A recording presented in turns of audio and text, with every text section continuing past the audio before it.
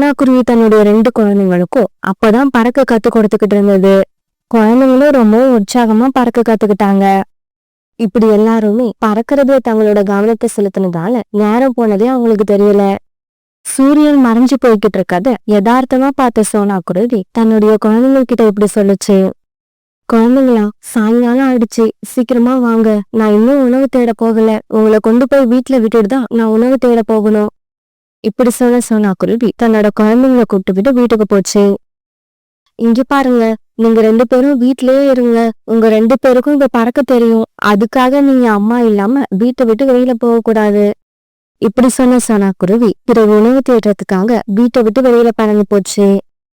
இப்படி பறந்து போன சோனா குருவி மனிதர்களோட வயல் இருக்கிற இடத்த நோக்கி பறந்து போச்சு. ஏன்னா நிறைய வயல்ல இப்பதான் அறுவடை முடிஞ்சிருந்தது. அதனால எப்படியும் தானியங்கள் கிடைக்குங்கிற நம்பிக்கையில சோனா குருவி அந்த இடத்த நோக்கி பறந்து போய்கிட்டு இருந்தது. சோனா குருவி இப்படி நினைச்சுக்கிட்டு இருந்தாலும் அன்னைக்கு அந்த இடத்துல சோனா குருவிக்கு கொஞ்சம் தானியங்கள் கூட கிடைக்கவே இல்லை. என்ன இது, நேத்துதான் இந்த இடத்துல நிறைய தானியங்கள் சதறி கிடக்கிறத பார்த்தேன். ஆனா இன்னைக்கு ஒண்ணு கூட இல்ல. அப்பனா நிறைய பறவைகள் கூட்டமா வந்து இங்க இருந்த தானியங்களை எல்லாம் சாப்பிட்டு போயிட்டாங்கன்னு நினைக்கிறேன். இப்படி நினைச்சு சோனா குருவி பிறகு அந்த காட்டோட அடர்ந்த பகுதியை நோக்கி பறக்க ஆரம்பிச்சது. அந்த பகுதிக்கு போக ரொம்ப தூரம் பறந்து போக வேண்டியிருந்தது. இருந்தாலும் வேற வழியிலான சோனா குருவி ரொம்பவும் வேகமா பறந்து போச்சு. இப்படி பறந்து போன சோனா குருவி பிறகு ரொம்பவும் சீக்கிரமாவே அந்த காட்டோட அடர்ந்த பகுதிக்கு போய் சேர்ந்துருச்சு.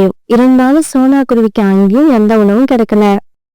இன்னைக்கு நம்ம குழந்தைங்க 2 பேரும் காலையில இருந்து சாயங்காலம் வரைக்கும் பறந்துகிட்டே இருந்தாங்க. அதனால இன்னைக்கு அவங்க 2 பேருக்கும் கண்டிப்பா நல்ல பசி எடுக்கும். அவங்களுக்கு உணவு எடுக்காம வீட்டுக்கு போகவே கூடாது. இப்படி சொன்ன சோனா குருவி உணவு எடுக்கிறதுக்காக பக்கத்து காட்டுக்கு போக முடிவு பண்ணுச்சு. இப்படி முடிவு பண்ணின சோனா குருவி பிறகு கொஞ்சம் கூட யோசிக்காம பக்கத்து காட்டை நோக்கி பறக்க ஆரம்பிச்சது. சோனா குருவி பக்கத்து காட்டுக்கு வந்து ரொம்ப நாள் ஆகுது. அதனால அதுக்கு அங்க போறதுக்கான வழி சரியா ஞாபகம் இல்ல. இருந்தாலும் யோசிச்சு யோசிச்சு பறந்து வந்த சோனா குருவி ரொம்பவும் கஷ்டப்பட்டு ஒரு வழியா பக்கத்து காட்டுக்கு வந்து சேர்ந்துருச்சு. இப்படி பக்கத்து காட்டுக்கு வந்து சேர்ந்த சோனா குருவிய சந்தோஷப்படுத்துற மாதிரி ஒரு பெரிய மரத்துக்கு அடியில கொஞ்சம் தானியங்கள் விளைஞ்சிருந்தது. அதை பார்த்த சோனா குருவி உண்மையிலேயே ரொம்பவும் சந்தோஷப்பட்டுச்சு. பிறகு அந்த தானியங்களை அப்படியே பறிச்சு எடுத்துக்கிட்டு சோனா குருவி தன்னுடைய காட்டை நோக்கி பறக்க ஆரம்பிச்சது. அந்த சமயத்துல அந்த காடு பூரா இருட்ட ஆரம்பிச்சிருச்சு. இதனால சோனா குருவி தன்னுடைய காட்டுக்கு திரும்பி போற வழிய சரியா அடையாளம் தெரியாம வேற வழியில பறந்து வந்துருச்சு. இப்ப சோனா குருவி ஒரு மரத்துல உட்காந்து பொறுமையா யோசிக்க ஆரம்பிச்சது. இல்ல, நாம தவறான வழியில வந்துட்டோம். நாம போக வேண்டிய வழியில போகாம எதிர் திசையில பறந்து வந்துட்டோம். இப்ப நான் வீட்டுக்கு எப்படி திரும்பி போறது? சோனா குருவி இப்படி யோசிச்சுட்டு இருக்கும் போது அந்த காடு நல்லா இருட்டி போயிடுச்சு. குக்கு, அம்மா இவ்வளவு நேரமா வீட்டுக்கு வராம இருந்ததே இல்ல. பியூட்டி, அம்மா போனதே லேட்டா தானே போனாங்க. அதனாலதான் வர்றதுக்கு லேட் ஆகுது. இன்னும் கொஞ்ச நேரத்துல அம்மா வந்துருவாங்கன்னு நினைக்கிறேன். இருந்தாலும் நம்ம காட்டுல வெளிச்சம் போய் இருட்டு வந்துடுச்சு. எனக்கு அதை நினைச்சாதான் பயமா இருக்கு. ஒருவேளை இவ்வளவு லேட்டானதால அம்மா வழிய மறந்துருப்பாங்களோ? அம்மா நம்மளை விட பெரியவங்க, அப்படியெல்லாம் வழிய மறந்துட மாட்டாங்க. சீக்கிரமா திரும்பி வந்துருவாங்க. இப்படி பேசிக்கிட்டு இருக்கப்ப வாசல் கதவை யாரோ தட்டுற சத்தம் கேட்டது. அக்கா, அம்மா வந்துட்டாங்கன்னு நினைக்கிறேன். நான் போய் கதவை திறந்து விடுறேன். பசங்களா, கோரி ஆண்டி வீட்டுல உங்களுக்காக சக்கரை பொங்கல் செஞ்சு வச்சிருக்காங்க. சீக்கிரம் வாங்க, சாப்பிட்டுட்டு வந்துடலாம். பியூட்டி, எனக்கு ரொம்ப பசிக்குது. நான் கால் அங்கிள் வீட்டுல போய் சக்கரை பொங்கல் சாப்பிட போறேன். குக்கு, அம்மா வர்ற வரைக்கும் வெளியில போக கூடாதுன்னு சொல்லிருக்காங்க. அதனால நீ போக வேண்டாம். இல்ல, எனக்கு ரொம்ப பசிக்குது. நான் போய் சாப்பிட்டு வந்துடுறேன். இப்படி சொன்ன குக்கு கதவை திறந்துகிட்டு வெளியில போனான். குக்கு, என்ன நீ மட்டும் வர, பியூட்டி வரல? பியூட்டி அம்மாவுக்கு ரொம்பவும் பயப்படும். அதனால அது வரல. அதனால பரவாயில்ல. சக்கரை பொங்கல் சாப்பிட நீ மட்டுமாவது வந்தியே, அதுவே எனக்கு போதும். இப்படி சொன்ன காலுக்காகவும் பிறகு குக்குவை கூப்பிட்டுக்கிட்டு தன்னுடைய வீட்டுக்கு பறந்து போச்சு. இதே சமயத்துல சோனா குருவி தன்னுடைய உயிரை காப்பாத்திக்கிறதுக்காக ஒரு புதர் செடிக்குள்ள மறைஞ்சு உட்கார்ந்துருந்தது. அப்படி ஆபத்தான இடத்துல உட்கார்ந்துருந்தாலும் சோனா குருவியோட மனசு தன்னோட குழந்தைகளையே நினைச்சுக்கிட்டு இருந்தது. கடவுளே, என்னோட குழந்தைங்களை பத்திரமா பாத்துக்க. உன்னை விட்டா எனக்கு வேற யாரும் இல்ல. குக்கு, கூச்சப்படாம இந்த சக்கரை பொங்கலை சாப்பிடு. இது பத்தலன்னா இன்னும் கேட்டு வாங்கிக்கோ. குக்கு ரொம்பவும் பசியானதால கோரி கொடுத்த அந்த சக்கரை பொங்கலை சாப்பிட ஆரம்பிச்சான். இப்படி சாப்பிட ஆரம்பிச்ச குக்கு கொஞ்சம் சக்கரை பொங்கலை தான் சாப்பிட்டு இருப்பான். உடனே அப்படியே மயக்கம் போட்டு கீழே விழுந்துட்டான். ஏன்னா காங்கள் அந்த சக்கரை பொங்கல்ல மயக்க மருந்து கலந்துருந்தாங்க. கழுஜி, குக்கு மயக்கம் போட்டு விழுந்துட்டான். சீக்கிரமா இவனை சாக்குல போட்டு கட்டி கழுகாக்கா கிட்ட எடுத்துக்கிட்டு போங்க. இவனை போய் கொடுத்துட்டு எவ்வளவு பணம் கொடுத்தாலும் வாங்கிக்கிட்டு வந்துருங்க. கோரி இப்படி சொன்ன உடனே காலுக்காக உடனே குக்குவை தூக்கி ஒரு சாக்குல போட்டுக்கிட்டு கழுகக்கா வீட்டை நோக்கி பறந்து போச்சு.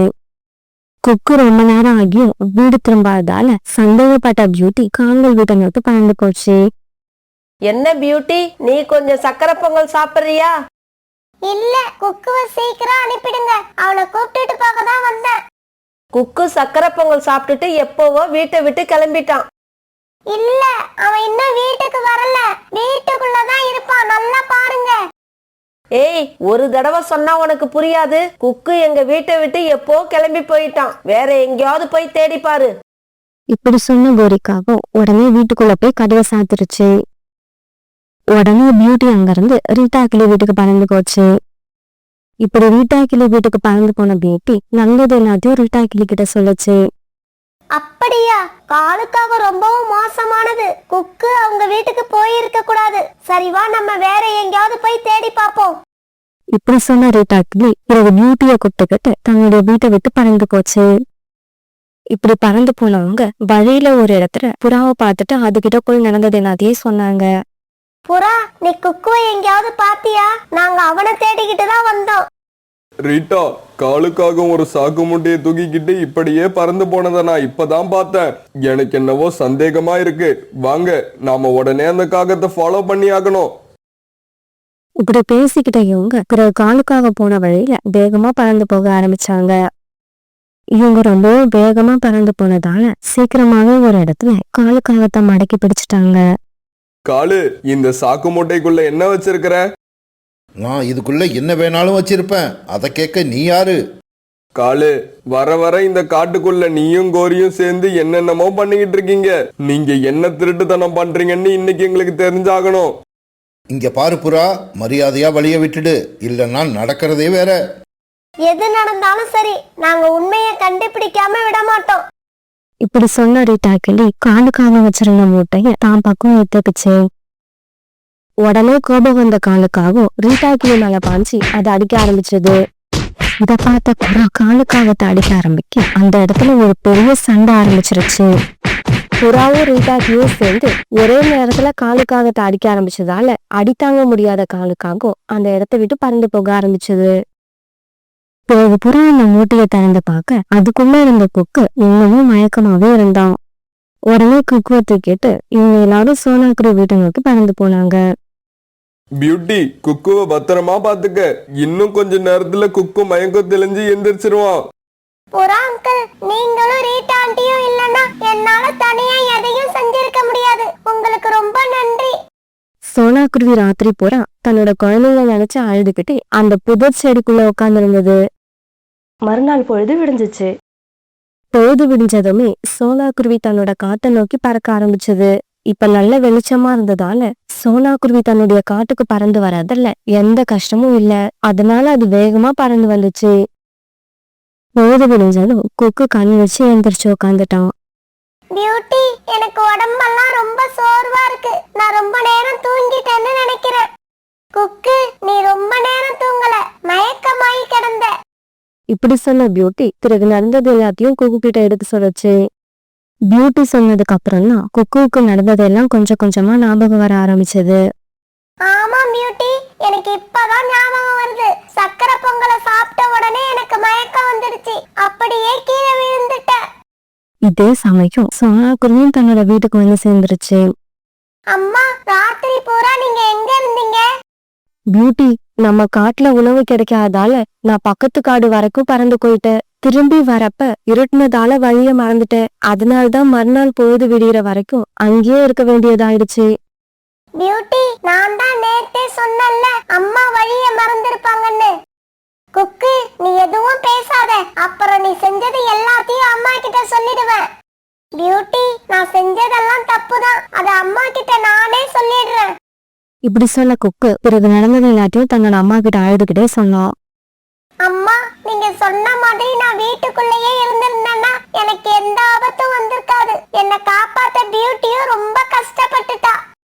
பிறகு கொஞ்ச நேரம் இவங்க எல்லாரும் அதை பத்தியே பேசிக்கிட்டு இருந்தாங்க.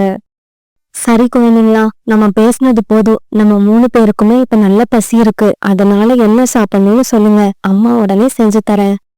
அம்மா, எது வேணாலும் செஞ்சு கொடுங்க, ஆனா சக்கரை பொங்கல் மட்டும் வேண்டாம். இப்படி சொல்லிட்டு குக்கு சிரிக்க சோனாக்குருவியும் பியூட்டியும் அவங்க கூட சேர்ந்து சிரிக்க ஆரம்பிச்சாங்க. அது ஒரு கடுமையான வெயில் காலம். அந்த காட்டுல இருந்த பறவைகள் எல்லாம் வெயில்ல இருந்து தப்பிக்க நிழலான இடத்த தேடி ஓடனாங்க. வெயில் காலம் வந்ததால அந்த காட்டுல இருந்த ஐஸ் வியாபாரிக்கு நல்லா வியாபாரம் ஆச்சு. வெயில் காலத்துல ஐஸ் வாங்கி சாப்பிடறது அந்த காட்டுல இருந்த பறவைகளும் அவங்களோட குழந்தைங்களும் விரும்பினாங்க. இப்படி ஒரு வெயில் காலம் நடந்துகிட்டு இருக்கும்போது சோனாக்குருவியோட வீட்டுல இருந்த ஃப்ரிட்ஜ் திடீர்னு ரிப்பேர் ஆயிடுச்சு. பியூட்டி, நம்ம வீட்டுல இருந்த ஃப்ரிட்ஜ் நேற்று ராத்திரில இருந்து வேலை செய்யல. அப்படியாம்மா, இப்ப என்ன பண்றது? என்னால ஐஸ் வாட்டர் குடிக்காம இருக்க முடியாது. சரி, நீ வீட்டுல பத்திரமா இரு, அம்மா போய் ஃப்ரிட்ஜ் மெக்கானிக்க கூப்பிட்டுட்டு வரேன். இப்படி சொன்ன சோனாக்குருவி பிறகு வீட்டை விட்டு பக்கத்து காட்டுல இருக்கிற ஃப்ரிட்ஜ் மெக்கானிக்க பார்க்க பறந்து போச்சு. இங்க பாரு குருவி, உங்க ஃப்ரிட்ஜ் எப்பத்துல இருந்து வேலை செய்யல? நேத்து ராத்திரியில இருந்து அது வேலை செய்யலன்னு நினைக்கிறேன். ஏதாவது வெடிக்கிற மாதிரி ஃப்ரிட்ஜுக்குள்ள இருந்து சத்தம் வந்துதா? இல்ல, அப்படியெல்லாம் எந்த சத்தமும் வரல. சோனாக்குருவி இப்படி விசாரிச்ச ஃப்ரிட்ஜ் மெக்கானிக் பிறகு சோனாக்குருவி கூட பறந்து அது வீட்டுக்கு வந்துச்சு. இப்படி வந்த அந்த மெக்கானிக் ஃப்ரிட்ஜ நல்லா செக் பண்ணி பார்த்துட்டு இப்படி பேச ஆரம்பிச்சாரு. இங்க பாருங்க, உங்க ஃப்ரிட்ஜ சரி பண்ணணும்னா 6000 ரூபாய் ஆகும். நீங்க சரின்னு சொன்னீங்கன்னா நான் இப்பவே வேலையை ஆரம்பிச்சிடுவேன். என்னது, 6000 ரூபாயா? ரொம்ப அதிகமா சொல்றீங்க. குருவி, ஃப்ரிட்ஜ் மறுபடியும் வேலை செய்யணும்னா நீங்க 6000 ரூபாய் செலவு பண்ணி தான் ஆகணும். ஃப்ரிட்ஜ வேலை செய்யணுமா வேண்டாமான்னு நீங்களே முடிவு பண்ணிக்கோங்க. ஜம்ஜம் அண்ணா, என்ன இப்படி பேசுறீங்க? ஏதாவது கொஞ்சம் குறைச்சு சொல்லுங்க. குருவி, உன்னோட நிலைமை எனக்கு புரியுது. அதுக்காக நஷ்டத்துக்கு என்னால வேலை பார்க்க முடியாது. நீ இவ்வளவு தூரம் கேட்கறதால ஒரு 200 ரூபாய் குறைச்சி வாங்கிக்கிறேன். அவ்வளவுதான் என்னால முடியும். ஜம்ஜம் பறவை இப்படி சொன்னதும் சோனாக்குருவியும் பியூட்டியும் ரொம்ப சோகமாயிட்டாங்க. ஜம்ஜம் அண்ணா, இப்ப என்கிட்ட அவ்வளவு பணம் இல்ல. நான் பணத்தை ரெடி பண்ணிட்டு உங்களை வந்து பாக்குறேன். நீங்க வந்து சரி செஞ்சு கொடுங்க. சோனாக்குருவி இப்படி சொன்ன உடனே ஜம்ஜம் பறவை அங்கிருந்து பறந்து போயிடுச்சு.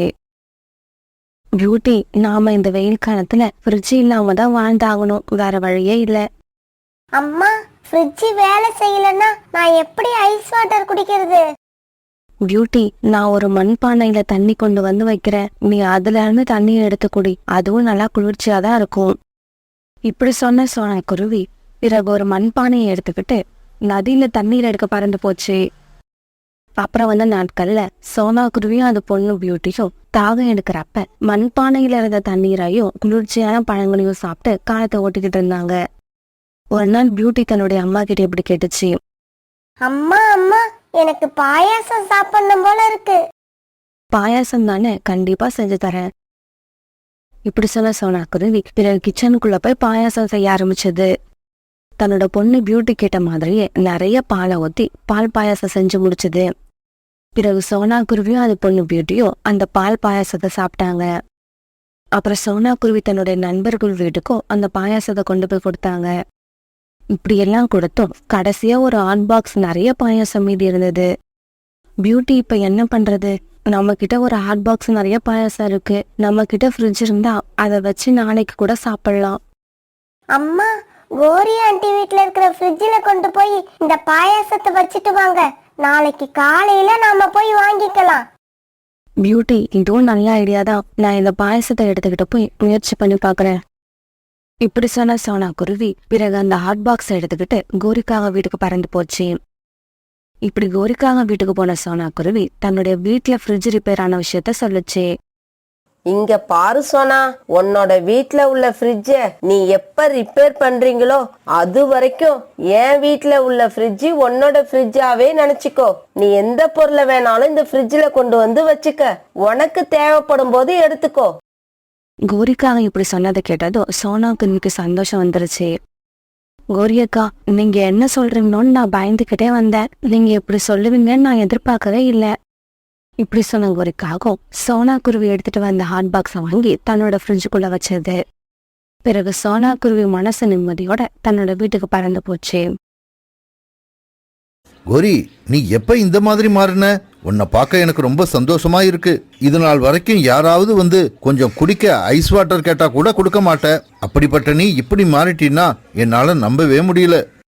காலுஜி, கல்யாணம் ஆகி இத்தனை வருஷம் ஆகியும் நீங்க இன்னும் என்ன சரியா புரிஞ்சிக்கவே இல்ல. நீங்களே என்ன புரிஞ்சிக்கலனா வேற யாரு என்ன புரிஞ்சிக்க போறா? பரவாயில்ல, போக போக எல்லாருமே என்ன பத்தி புரிஞ்சுப்பீங்க. பியூட்டி, கோரியக்காவோட மனசு இவ்வளவு நல்ல மனசா இருக்கும்னு நான் நினைக்கவே இல்லை. அவங்களோட பேச்சுதான் கொஞ்சம் கரடு முரடா இருக்கே தவிர அவங்களுக்கு உள்ளுக்குள்ள ரொம்ப நல்ல மனசு இருக்கு. அப்படியா அம்மா? ஆமாம் பியூட்டி, நம்ம ஃப்ரிட்ஜ் ரிப்பேர் ஆகுற வரைக்கும் என்னோட ஃப்ரிட்ஜை உன் ஃப்ரிட்ஜ் மாதிரி யூஸ் பண்ணிக்கன்னு சொல்லியிருக்காங்க. அம்மா அம்மா, அப்படின்னா நான் இப்பவே ஒரு பாட்டில்ல தண்ணி எடுத்துட்டு போய் கோரி ஆண்டி வீட்டு ஃப்ரிட்ஜில் வச்சுட்டு வரேன். அப்பதான் நாளைக்கு ஐஸ் வாட்டர் குடிக்கலாம். இப்படி சொன்ன பியூட்டி பிறகு ஒரு பாட்டில் நிறைய தண்ணி எடுத்துக்கிட்டு கோரிக்காக வீட்டை நோக்கி பறந்து போச்சு. இங்க பாரு பியூட்டி, இந்த ஃப்ரிட்ஜ் இனிமே உங்க ஃப்ரிட்ஜ் மாதிரி. நீ எப்ப வேணாலும் எதை வேணாலும் கொண்டு வந்து வச்சுக்க, வேணுங்கிறப்ப எடுத்துக்கோ. ஆண்டி, நீங்க இப்படி சொன்னதுக்கு ரொம்ப ரொம்ப தேங்க்ஸ் ஆண்டி. பிறகு தான் எடுத்துட்டு போன வாட்டர் பாட்டில கோரிக்காக வீட்டுல வச்சுட்டு பியூட்டி தன்னோட வீட்டுக்கு திரும்பி வந்தது. அந்த நாள்ல இருந்து பிறகு சோனா குருவி வீட்டுல எந்த உணவு மீதி இருந்தாலும் அதை கொண்டு போய் கோரிக்காக வீட்டு ஃப்ரிட்ஜில் வச்சுட்டு வந்தாங்க. தேவைப்படுறப்ப எடுத்துக்கிட்டாங்க. இது மட்டும் இல்லாம இப்ப எல்லாம் பியூட்டி கோரிக்காக வீட்டு ஃப்ரிட்ஜில் இருந்து எடுத்து தினமும் ஐஸ் வாட்டர் குடிக்க ஆரம்பிச்சுட்டா. ஒரு நாள் சோனா குருவி 2 கப்பில் குலோப் ஜாம் எடுத்துட்டு கோரிக்காக வீட்டுக்கு போச்சு. கோரியக்கா, எங்க அம்மா ஊர்ல இருந்து குலோப் ஜாமுன் செஞ்சு எடுத்துட்டு வந்திருக்காங்க. இதுல ஒரு பவுல்ல இருக்கிற குலோப் ஜாமுன் நீங்க சாப்பிடுங்க, இன்னொரு பவுல ஃப்ரிட்ஜில் வச்சிடுங்க, அதை நாளைக்கு பியூட்டி வந்து எடுத்துப்பா. இப்படி சொன்ன சோனா குருவி பிறகு அங்கிருந்து பறந்து போயிடுச்சு. காலுஜி, இந்த சோனா குருவியால நமக்கு தினமும் இந்த மாதிரி ஏதாவது புது புது ஐட்டம் சாப்பிட கிடைச்சிக்கிட்டே இருக்கு. கோரி, அதை நினைச்சா எனக்கும் சந்தோஷமா தான் இருக்கு. இருந்தாலும் நீ உன் மனசுல ஏதோ ஒரு பிளானோட தான் இதெல்லாம் பண்றியோன்னு கொஞ்சம் சந்தேகமாவும் இருக்கு. காலுஜி, என்னை பத்தி நீங்க எல்லாரும் புரிஞ்சிக்க வேண்டிய நாள் ரொம்ப தூரத்துல இல்ல, கிட்டக்க வந்துடுச்சு. இப்படியே சில நாட்கள் நகர்ந்துச்சு. ஒரு நாள் கோரிக்காக ஒரு பேப்பர் எடுத்துக்கிட்டு சோனா குருவி வீட்டுக்கு வந்தது. இந்தா சோனா, இந்த பில்ல வச்சுக்கோ. இந்த மாசம் 20ஆம் தேதிக்குள்ள இந்த 6000 பணத்தை கட்டிடு. கோரி இப்படி சொன்ன உடனே சோனா குருவி அந்த பேப்பரை எடுத்து பார்த்தது. கோரியக்கா, இது உங்க வீட்டு ஈபி பில் மாதிரி இருக்கு. அப்புறம் இந்த பணத்தை எதுக்காக என்ன கட்ட சொல்றீங்கன்னு எனக்கு புரியல. என்னது புரியலையா? 2 மாசமா என் வீட்டு ஃப்ரிட்ஜை முழுசா உபயோகிச்சது நீயும் உன் பொண்ணும் தான். அதனாலதான் இந்த மாசம் ஈபி பில்ல உங்க வீட்டுக்கு கொண்டு வந்துட்டேன். கோரியக்கா, என்னது இப்படி பேசுறீங்க? நீங்க இப்படி எல்லாம் பேசுவீங்கன்னு தெரிஞ்சிருந்தா நான் உங்க வீட்டு ஃப்ரிட்ஜ்ல எந்த பொருளையும் வச்சிருக்கவே மாட்டேன். இங்க பாரு சோனா, நீயும் உன் பொண்ணும் மாத்தி மாத்தி பாயாசம், எலும்பிச்சை சாதம், புளி சாதம், சாம்பாரு, காரக்குழம்பு, வாட்டர் பாட்டில் அப்படி இப்படின்னு 2 மாசமா எங்க ஃப்ரிட்ஜில் வச்சு வீட்டுக்கு வர கரண்ட் பில்லை ஏத்தி விட்டுட்டீங்க. ஆனா இப்ப ஈபி பில்ல பார்த்ததுக்கு அப்புறம் அப்படியே ஜகா வாங்குறீங்க. இங்க பாரு சோனா, எனக்கு தெரியாது. இந்த ஈபி பில் 6000 ரூபாயை நீ தான் கட்டியாகணும். இப்படி சொன்ன கோரிக்காகவும் அந்த ஏபி பில்ல அங்கேயே போட்டுட்டு தன்னுடைய வீட்டுக்கு பறந்து போயிடுச்சு. பியூட்டி, கடைசியா நம்ம நிலைமை என்ன இப்படி ஆயிடுச்சு? 6000 ரூபாய் கொடுத்து ஃப்ரிட்ஜை ரிப்பேர் பண்ணிக்க முடியாத நாம கோரிக்காகத்துக்கு எப்படி 6000 ரூபாய் கொடுக்க முடியும்? பிறகு சோனா குருவி புறாவோட வீட்டுக்கு பறந்து போச்சு. சோனா, உன்னை யாரு கோரிக்காக வீட்டுக்கு போக சொன்னது? என் வீட்டுல கூட தான் ஃப்ரிட்ஜ் இருக்கு. நீ இங்க வந்து என் ஃப்ரிட்ஜை யூஸ் பண்ணிருக்கலாம். புறான்னா, எங்க கிட்ட அவங்க கேட்குற அளவு பணம் கிடையாது. நீங்க தான் ஏதாவது ஆலோசனை சொல்லணும். 6000 ரூபாயும் என் கையில இருந்தா நான் இந்நேரம் என் ஃப்ரிட்ஜை ரிப்பேர் பண்ணியிருப்பேன். சோனா, நீ இப்ப வீட்டுக்கு போயிட்டு நாளைக்கு காலையில வா. நான் கோரிக்காகத்தையும் இங்க வர வைக்கிறேன். எல்லாரும் சேர்ந்து பேசி ஒரு முடிவு பண்ணலாம். பிறகு சோனா குருவி தன்னோட வீட்டுக்கு பறந்து போச்சு. மறுநாள் பொழுது விடிஞ்சிச்சு. இந்த விஷயத்த பத்தி பஞ்சாயத்து பேசுறதுக்காக கழுகு, வயதான பறவை, இப்படி கொஞ்சம் பறவைகள் புறா தன்னோட வீட்டுக்கு வர வச்சிருந்தது. இந்த சமயத்துல சோனா குருவி அங்க வந்து சேர்ந்துருச்சு. சோனா குருவி வந்து சேர்ந்த கொஞ்ச நேரத்துல கோரிக்காகவும் காலுக்காகவும் அங்க வந்தாங்க. பிறகு சோனா குருவியும் கோரிக்காகவும் அவங்க பக்கத்துல உள்ள நாயங்களை அங்க உள்ள பறவைகளுக்கு எடுத்து சொன்னாங்க. இங்க பாருங்க, இந்த கோரி அக்கா முதல் நாளே ஈபி பில்ல நீ தான் கட்டணும்னு என்கிட்ட சொல்லி இருந்தாங்கன்னா நான் அவங்க வீட்டு ஃப்ரிட்ஜை யூஸ் பண்ணியிருக்கவே மாட்டேன். சோனா, நீ யூஸ் பண்ணலன்னா பிரச்சனையே இல்லை. ஆனா இப்ப யூஸ் பண்ணிட்டல்ல, அதுக்குண்டான காசை நீ கொடுத்துதானே ஆகணும். பிறகு அங்க இருந்த பறவைகள் எல்லாம் அவங்களுக்குள்ள கலந்து பேசிக்க ஆரம்பிச்சாங்க. இங்க பாரு கோரி, சோனா குருவி கிட்ட நீ காசு கேட்கறது ரொம்பவும் தப்பு. ஏன்னா அந்த ஃப்ரிட்ஜில் சோனா குருவியோட பொருட்கள் மட்டும் இல்ல, ஓ வீட்டு பொருட்களும் தானே இருந்தது. அப்புறம் இன்னொரு விஷயம் என்ன தெரியுமா? வந்திருக்க ஈபி பில்லு ஃப்ரிட்ஜுக்கு மட்டும் வரல, கோரிக்காகத்தோட வீட்டுக்கும் மொத்தமா வந்த ஈபி பில். கோரி வீட்ல கிரைண்டர், வாஷிங் மிஷின், மிக்ஸி, இப்படி பல பொருட்கள் இருக்கு. அதையெல்லாம் கணக்குல சேர்க்காம ஃப்ரிட்ஜை மட்டுமே குறி வச்சு பேசுறது என்ன நியாயம்? இங்க பாருங்க, நான் சொல்றது எல்லாரும் கேளுங்க. சோனா குருவி, நீ முதல்ல 6000 ரூபாயை ரெடி பண்ணி உன்னோட வீட்டில் இருக்கிற ஃப்ரிட்ஜை ரிப்பேர் பண்ணிக்க. அப்புறம் நீ இப்ப கோரிக்கு எந்த பணமும் கொடுக்க தேவையில்லை. இது அநியாயம், அக்கிரமம். அப்ப சோனா குருவி இத்தனை நாளா என் வீட்டு ஃப்ரிட்ஜை யூஸ் பண்ணனதுக்கு என்னதான் சொல்றீங்க? இங்க பாரு கோரி, நாங்க ஒருத்தர் பக்கமா பேச மாட்டோம், உனக்கும் சேர்த்து தான் பேசுறோம். உன்னோட வீட்டுல ஃப்ரிட்ஜ் கண்டிப்பா என்னைக்காவது ஒரு நாள் ரிப்பேர் ஆகும். அந்த சமயத்துல நீ என்ன பண்ற? சோனா குருவி வீட்டுல உள்ள ஃப்ரிட்ஜில் கொண்டு போய் உன்னோட பொருட்களை வச்சு உபயோகப்படுத்திக்க. ஆமா, நீ இப்படி செஞ்சின்னா சோனா குருவிக்கு நீ செஞ்ச உதவிக்கும் உனக்கு சோனா குருவி செய்ய போற உதவிக்கும் சரிசமமா போயிடும். பஞ்சாயத்து பேச வந்தவங்களோட தீர்ப்பை கேட்டதும் சோனா குருவி சந்தோஷமாயிடுச்சு. 1 மாசம்னு இல்ல, 2 மாசம் கூட கோரி அக்கா அவங்க பொருட்களை என்னோட ஃப்ரிட்ஜில் வச்சு உபயோகப்படுத்திக்கிட்டோம். என்னை இப்ப 6000 ரூபாய் பணம் கேட்காம இருந்தா சரிதான். காலு, கோரி, இந்த தீர்ப்பை பத்தி நீங்க ஏதாவது சொல்ல விரும்புறீங்களா? இதுக்கு மேல பேசுறதுக்கு காங்கள் கிட்ட எந்த பாயிண்ட்டும் இல்லாதால உடனே அந்த இடத்த விட்டு கிளம்பி பறந்து போயிட்டாங்க. இந்த தீய எண்ணம் கொண்ட காங்கள் கிட்ட இருந்து என்னை தப்பிக்க வச்சதுக்கு உங்களுக்கு எல்லாம் ரொம்ப நன்றி. இங்க பாரு சோனா, இந்த மாதிரி காகங்கள் கிட்ட இருந்து நாம எப்பவுமே தூரமா இருக்கணும். அவங்க கிட்ட இருந்து ஏதாவது உதவி கேட்கணும்னா நாம 1000 தடவை யோசிக்கணும். பிறகு சோனா குருவி தன்னுடைய வீட்டை நோக்கி சந்தோஷமா பறந்து போச்சு.